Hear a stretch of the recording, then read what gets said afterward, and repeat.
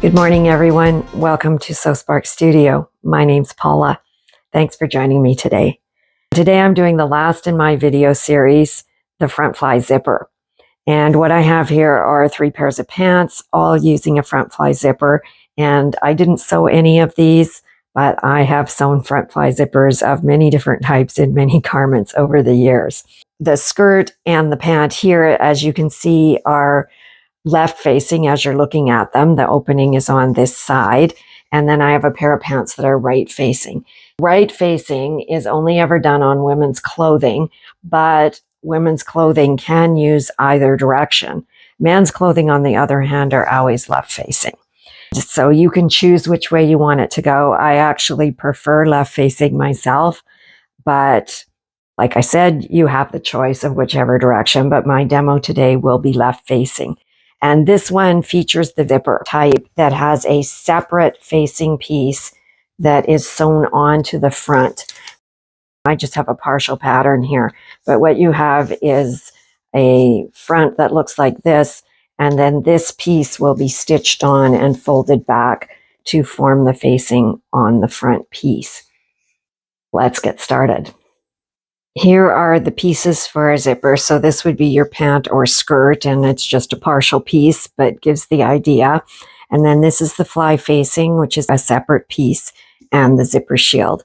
Starting out by doing some marking. So the dot for the bottom of the zipper is one piece that I would mark. Now you could just clip where this dot is on the edge here, but I like to have this one marked where it's supposed to be in the pattern. And again, wrong side of the fabric. And this is a twill. So the right side is on the inside right now. And often with fabrics where it's a little tricky telling, I'll mark the wrong side with an X so that I know exactly which is the wrong side. Make sure I don't make a mistake here on my fabric. That way it's very easy for me to see exactly which is right and which is wrong. So there's the bottom of the zipper marking. And then the other markings, I'm just going to do some clips. So I'm going to mark the center front right here. Now, I wouldn't have to. I'm using a 1.5 centimeter seam on this, which would be 5/8 of an inch. So you need to know your pattern to make sure you're sewing accurately. So that's the center front, which, as I said, because it's 1.5, I wouldn't have to. And then I'm going to mark where the zipper stitching is supposed to be over here. And so first thing I'm going to be doing is some serging. I'm going to serge the outside edge of the fly facing. And then the zipper shield, I'm going to fold in half, wrong side on the inside. And you know what? I put my X on the right side now that I'm here looking more closely at this. So I'm going to fold it with the wrong side on the inside. This would wash off, but it's also on the inside of the garment. And I'm going to serge the raw edge here and around the curve at the bottom.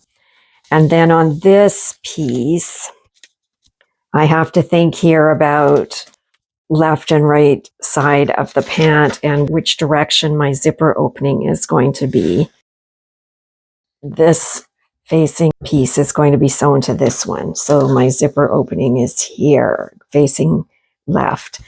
So I don't need to serge here because this is going to cover that seam. And when seams are covered, seam finishing isn't essential. But I'm going to serge this one, the whole piece right here. And I'm going to do a little clip here and just serge below that point on this one.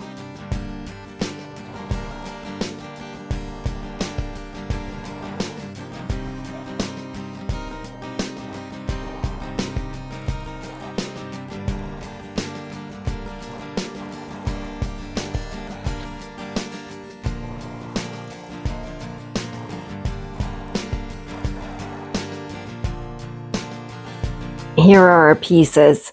Some patterns will tell you to interface the facing and the shield. It depends honestly on the weight of your fabric, whether that's most recommended. If I was using a lighter weight, definitely I would be interfacing these. But for a heavier denim, or this is a twill, relatively heavy, I think you can get away without doing that interfacing piece.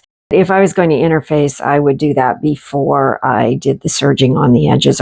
So now we're ready to start preparing for the zipper insertion. So you're going to take your two front pieces and put them right sides together. And I'm just going to put in a couple pins here. And I'm going to stitch this seam. There are several different ways pants can be put together when it comes to stitching the seams. And in some cases, they will just tell you to stitch 5 centimeters or so of this seam here, because then the back pant leg will be stitched at the inseam. Other patterns will have you stitch the whole one. So it's really up to the pant pattern you're following, how much you'll stitch. I'm just going to stitch part way because that's a fairly common method of putting pants together. Above this, I'm not going to stitch. So I'm just stitching this little bit right here. So this is normal machine settings, 2.5 for stitch length. And as I mentioned earlier, I'm using a 1.5 centimeter seam here, or 5/8 of an inch.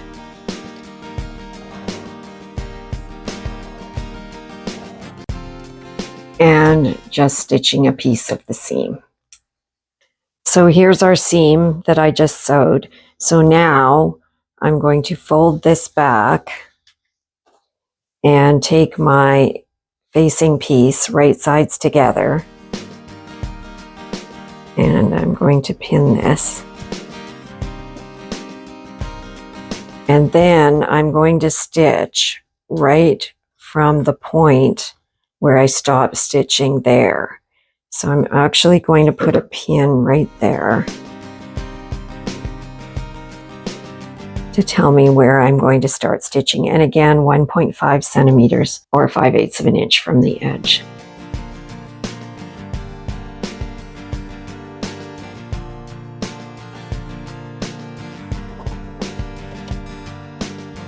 I like to start these seams by putting my needle in the fabric to make sure that I'm precisely in the spot where I want to start. And I'm going to back stitch here.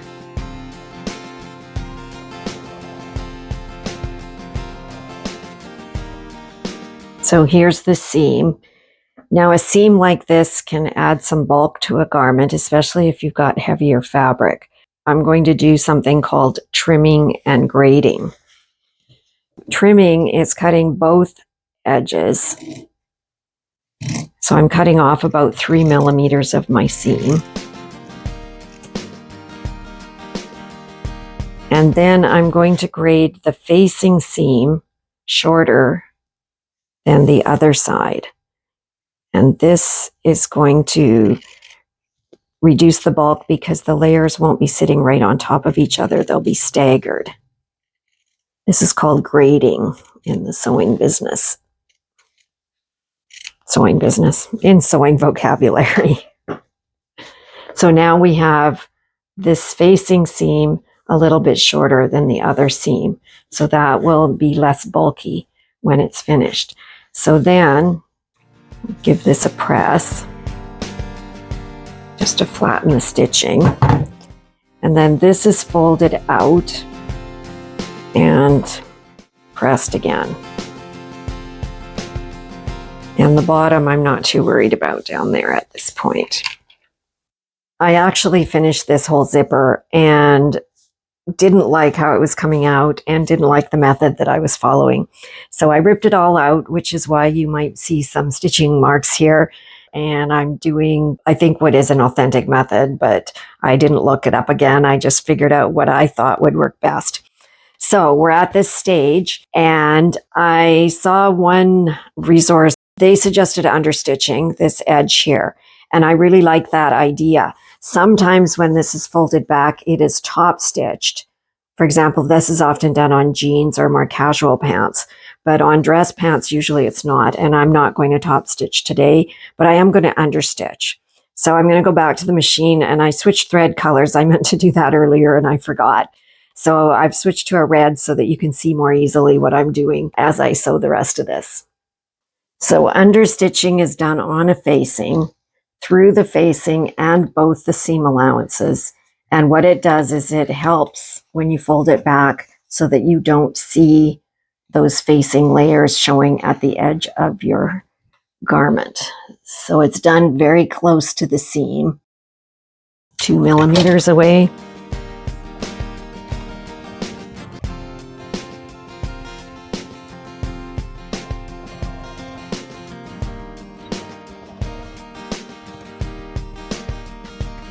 So here's my understitching on the inside. That's what it looks like on the outside. And it will actually help this fold back so that you don't see any of the facing peeking out at the edge there. So now I'm going to the other side.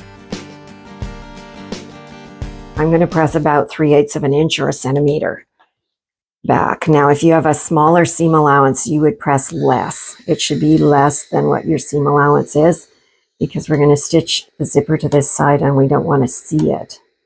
Now, I'm not measuring because I can pretty well eye 3/8 of an inch or the centimeter, but what we want is that folded edge.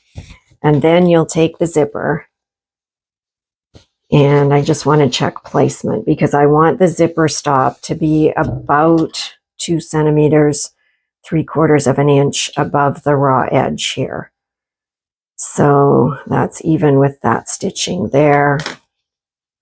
So I'm going to line this up so the zipper is in that position. And you could use basting tape on this, or you could baste it by hand. I'm going to just pin it. And I'm going to be stitching quite close to the zipper teeth, not so close that the zipper gets caught. And I'm going to stitch right close along here. And I like to stitch bottom to top. I think I'll change my pins. If I'm going bottom to top, I prefer the pins so I can pull them out easily. This would be almost the only time I would pin parallel to an edge. I'm usually doing it at right angles.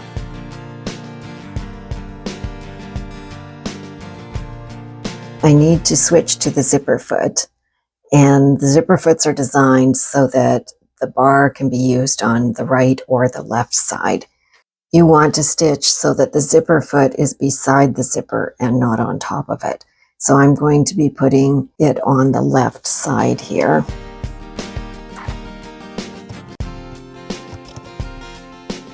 Stitching from bottom to top.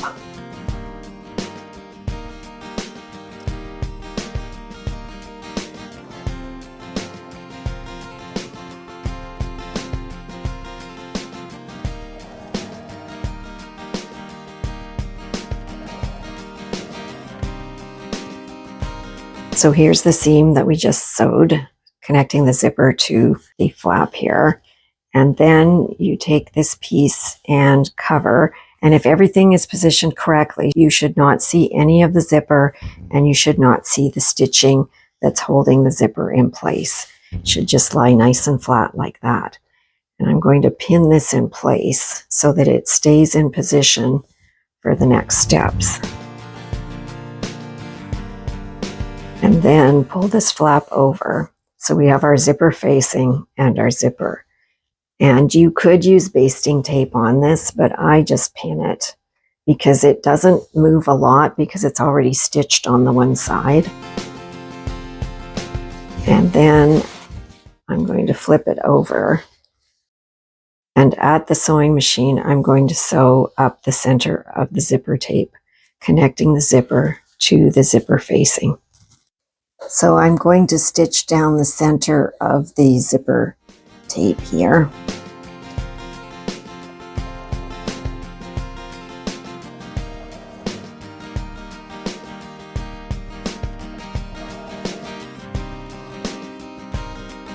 So we just did this row of stitching here. So now I'm going to put right side up, pin still holding it in position. And we're ready to do the top stitching here. You could trace your stitching lines here, I'm going to use a piece of tape to line up here. And I've actually ripped and stitched this a couple times so I can see at the bottom where my line is, and there's a little bit of chalk there from when I was stitching it previously. So now we're going to stitch the top stitching on this edge. So I'm starting at the bottom here, and I'll reinforce it by back stitching. However, I do need to switch my foot, because if I sew here, I'll be on top of the zipper, and my stitching is probably going to go a little crooked if I do that.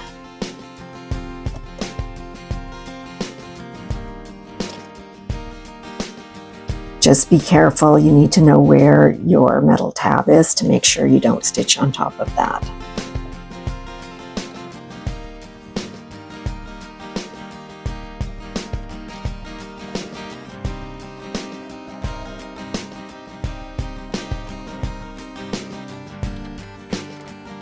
Here's our zipper seam, and then these pins can come out, and there's the zipper underneath there, and again opens. This seam doesn't have to actually touch the zipper because it's already stitched here, whereas in other zipper methods you have to be sure and catch the zipper tape, but this one it's not necessary. So one more step. Here's our zipper shield, and we're going to sew that in place now. So I'm going to open the zipper. You want the folded edge out and the raw edge underneath. And just an even distance here. If you look on the back, that's about where I'm lining up, just a little bit past the zipper.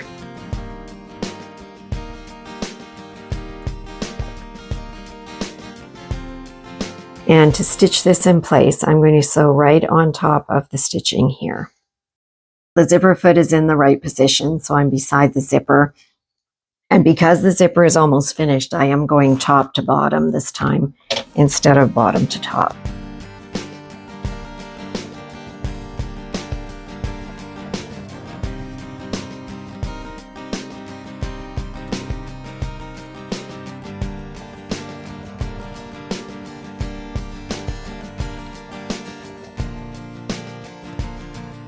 So double row of stitching there.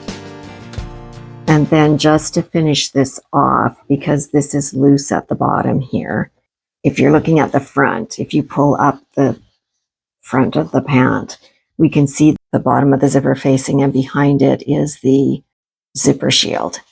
And I'm just going to do some back stitching there to connect that and hold it in place so it's not just flapping around. And because of the position, I need to move my zipper foot.